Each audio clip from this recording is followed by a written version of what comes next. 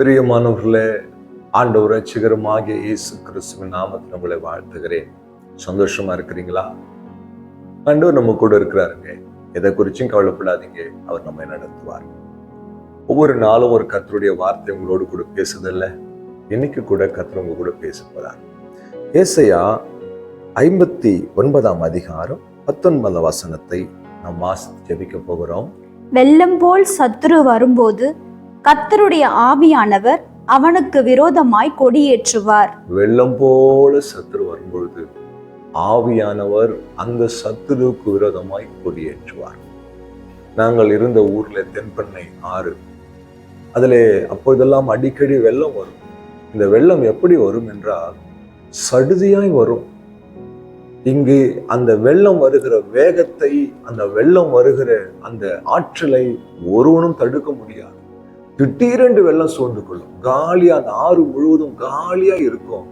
திடீரென்று கொஞ்சம் சில மணி நேரங்கள்ல அந்த ஆறு நிரம்பி கரை புரண்டு ஓடுகிறதை பார்க்கும்போது மிக பயங்கரமா இருக்கும். வார்த்தை கேட்கிற அன்பு தேவ பிள்ளைகளே, இந்த சத்துருவானவன் அப்படித்தான் திடீரென்று தேவ பிள்ளைகள் மேல வெள்ளத்தை போல மிக வேகமாய் வந்துருவான். எந்த பக்கம் இருந்து எப்படி வருவான், எவ்வளவு வேகத்துல வருவான் எதுவுமே தெரியாது. நாம நினைச்சிட்டு இருப்போம் நம்ம பாதுகாப்பா இருக்கிறோம், நம்ம சரியா ஜெபிக்கிறோம், நம்ம வேதம் வாசிக்கிறோம், நம்மளை எதுவும் சேதப்படுத்த முடியாது நினைச்சுக்கிட்டு இருப்போம். ஆனா எப்படி வருவானா, வெள்ளம் போல வருவானா. அப்படி வரும்பொழுது அவனை எதிர்க்கிற, அவனை ஜெயிக்கிற வல்லமை உள்ள பரிசுத்த ஆவியானவர் அவனுக்கு விரோதமாக கொடியேற்றுவார். என்ன கொடி? ஜெயக்கொடி. ஆமென். அவனை ஜெயிக்கிற அந்த கொடியை அவர் ஏற்றுவார். அவனை ஜெயங்கொள்ளுகிற வல்லமையை தேவ பிள்ளைகளாகிய உங்களுக்கு எனக்கு தருவார். ஒருவேளை உங்க குடும்பத்துல, உங்க ஊழியத்துல, நீங்கள் செய்யற தொழிலில, உங்க வேலையில வெள்ளம் போல சத்துரு அப்படியே எழும்பி எழும்பி எழும்பி வந்து கொண்டே இருக்கிறான்னா, கரை புரண்டு ஓடுறாங்கன்னா, எதிர்க்க முடியலன்னு பலவீனப்பட்டு நிற்கிறீங்களா? ஆவியானுடைய துணையை நாடுங்க. அப்பா எனக்கு உதவி செய்யும், வார்த்தையின்படி இந்த சத்துருவுக்கு விரோதமாய் நீங்கள் என் வாழ்க்கையில கொடியேற்றி என்னை பாதுகாப்பான்னு கேளுங்க.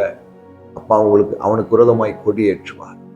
ஆவியானவர் உங்கள் பட்சத்துல வந்து நின்றுட்டாருன்னா, சத்துரு எவ்வளவு வேகமாய் வந்தாலும், எவ்வளவு மோதினாலும் உங்களை சேதப்படுத்த முடியாது, அசைக்க முடியாது. புத்தியுள்ள மனுஷன் கற்பாறையின் மேல வீட்டை கட்டுறான்.